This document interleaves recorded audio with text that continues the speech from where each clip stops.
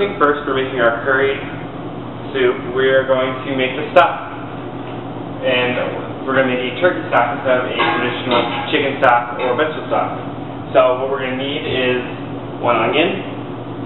And if you keep the skin on, it'll add extra color and more depth to your stock. You're going to add the celery, and then you want to break up the carrot for sweetness and additional color. You also want to add some garlic. You're going to have to peel them because you're going to be straining this eventually. And then you want 1 bay leaf. And then you're going to fill that with water. You're going to cover the turkey carcass. You want to saute that up with about a stick of butter. And then you want to also add about 2 cloves of garlic. You want to saute that until everything's nice and soft. So later in the process we'll be able to puree them. So what I've done so far is that I've sauteed the onions for about 7 minutes so they're translucent and soft. And I'm going to add about a pinch of salt and a pinch of black pepper. You want to season as you go so nothing's bland. Now I'm to the point where I want to add my butternut squash. Now that our butternut squash has been sauteing for about 10 minutes, stirring every so often, I'm going to add our curry, which is going to make it the curry soup. We're going to add about a tablespoon plus a teaspoon.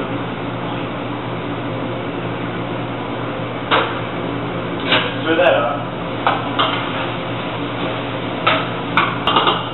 Now you're going to want to add about 1/3 cup of white wine. Cheap, whatever you have, doesn't matter too much. You reduce the pan.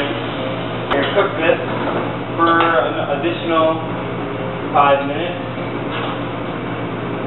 But before you do that, you're going to want to add about a quart of stock. Once you're done adding the stock, you're going to put a lid on it, let it cook, and make sure everything is nice and tender. Now that the soup has finished cooking, we're now going to puree it using a motion blender. On our turkey croquette, we're going to start with our cranberries, and we're going to add half of an orange zest. And we're going to use our leftover turkey. We're going to put about 2 turkey breasts. So you want that chopped up, or shredded, or however you like it. And then our big ingredient is cilantro. We're going to use a nice good handful of cilantro, and then cut.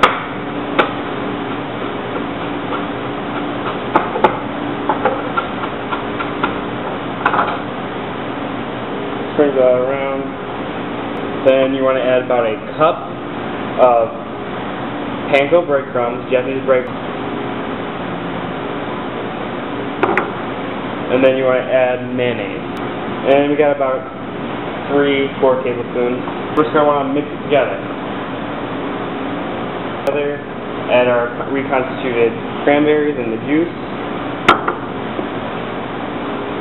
Now that the oil is hot, we are going to pan fry our croquettes.